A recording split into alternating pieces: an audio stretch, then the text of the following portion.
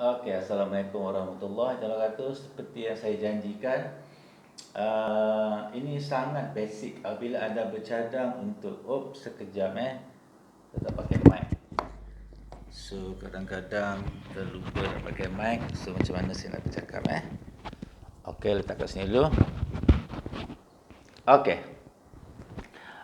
Perkara asas yang mungkin kita fikirkan apabila kita ada idea nak buat kajian. Ada kajian tu kita nak buat kuantitatif atau kualitatif? Itu antara persoalan yang ditanyakan yang memang soalan yang sangat basic. Okey. Ada 4 maybe perkara yang awak kena pertimbangkan sebelum menentukan sama ada kajian tu kuanti atau kajian tu kuali atau kajian tu mixed method atau multi mode. Okey.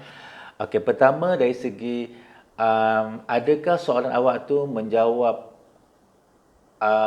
apakah dalam bentuk bilangan, apakah faktor utama, apakah ciri-ciri, apakah, maka soalan yang berkaitan dengan apakah ataupun what itu adalah kajian yang melibatkan kuantitatif, dan sekiranya dia melibatkan banyak sampel maka confirm lah ia adalah kajian kualitatif, di mana kita telah pun menentukan apakah soalan kita nak tanya, cuma kita nak tahu berapakah yang terlibat, berapakah yang faktor yang boleh kita keluarkan daripada soalan yang kita taburkan secara survey. Okey, itulah kajian yang bersifat what. Okey, kita tak perlu tahu secara mendalam, tetapi kita cover dengan keluasan sampel daripada populasi yang luas. Okey, kita kena faham kan? Jadi keutamaan dia di situ, kelebihan dia kita boleh buat generalisasi.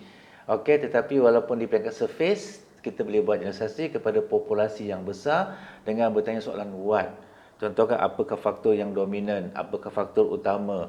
Okey, apakah yang menyebabkan. Jadi apakah yang menyebab tu 1, 2, 3, 4 saja. Tidak ada kupasan mendalam kenapa. Apakah sebab saja. Contohnya apakah sebab pelajar tidak berminat memasuki aliran sains. Jadi kita buat soal selidik yang telah kita tahu soalan-soalan yang ditanya predetermined.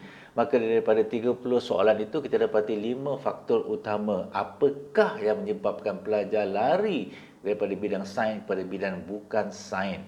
Jadi kalau itulah bentuk kajiannya, apakah yang kita nak ketahui. Contohnya apakah faktor yang boleh menyebabkan kita membentuk satu model. Okey, apakah tema-tema yang boleh menyebabkan satu model. Okey, kita edarkan questionnaire umpamanya, faktor-faktor yang telah digariskan, kita dah predetermine, dah tahu, cuma kita nak tahu apakah yang dipilih oleh orang awam, orang ramai, maka itu kajian kuantitatif, sampelnya besar. Okey, bagi kajian yang mengkhusus, sampelnya kecil dan kita nak menjawab how and why. Okey, kita tahu kenapakah pelajar sains tidak cenderung akhirnya untuk mengambil jurusan sains di peringkat universiti. Kenapakah? Okey, bagaimanakah seseorang itu daripada pelajar sains boleh mempelajari akaun pula? Bagaimanakah? Okey, kita nak tahu secara mendalam. Bagaimanakah satu sekolah sebut boleh menjadi sekolah yang terbaik? Bukan nak tahu faktor dia. Jadi kita buat kajian, contohnya case study kan, tapi dia jatuh di bawah kajian kualitatif. Kalau kita punya persoalan kajian melihat bagaimanakah, okey, dan kenapakah, dan sampelnya pula sedikit. Kerana sedikit? Sebab kita nak buat kajian yang mendalam. Nak tanya, tentulah dia melibatkan pendekatan yang utama interview selain daripada observation. Kita tak boleh observe beratus orang. Kita cuma boleh observe dalam 10-15 orang, dan di situlah jadi kajian kualitatif jatuhnya. Okey, kalau kita ada keutamaan nak buat generalisasi, aku nak buat generalisasi lah.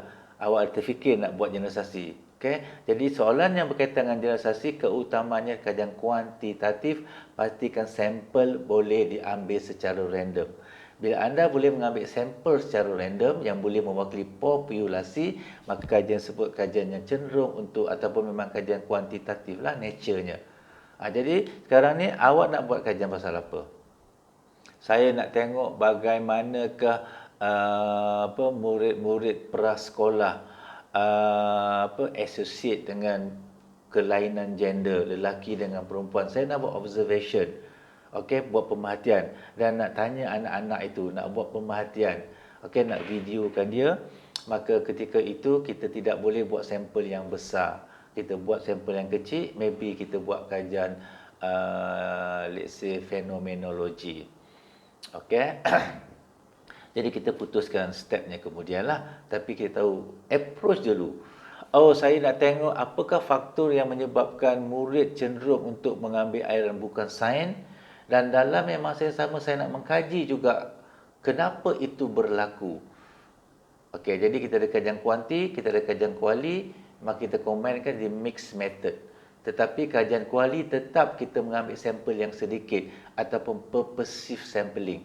Contohnya kita mengambil pelajar yang sentiasa dapat A dalam sains, sentiasa dalam A matematik, tetapi A dalam kimia, fizik dan bio, tiba-tiba dia masuk matrikulasi, dia ambil bahagian perakaunan. Jadi purposive, kita ambil mereka yang boleh menjawab soalan secara yang sangat detail, maka pelajar inilah kita ambil. Selain daripada kita hantar survey secara menyeluruh ke seluruh matrikulasi di Malaysia. Okey, jadi itu mixed method di mana kita buat kajian tersebut dan kita bincang secara integrasi.